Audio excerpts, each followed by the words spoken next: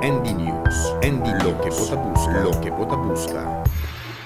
Já domingo que passa, dia 26 de julho, estava o dia com 205 estudantes for de Isla de Corsou, abaixo dois vuelos de Arcofly diretamente com rumbo para Holanda. Mané Turanha tá basta momento de tristeza para a família, para assim de despedida de cada de na família. Assim, durante inteiro dia de emoção, dia domingo completo, caminatura e familiar na A23 na Yunnan, para preparar para tomar o rumbo para Terra Frio.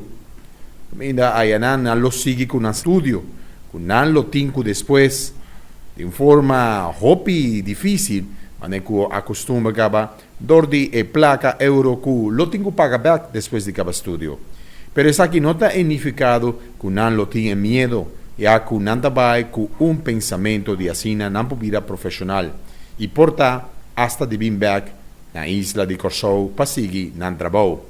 Hopi cita é uma que família não queda preocupada.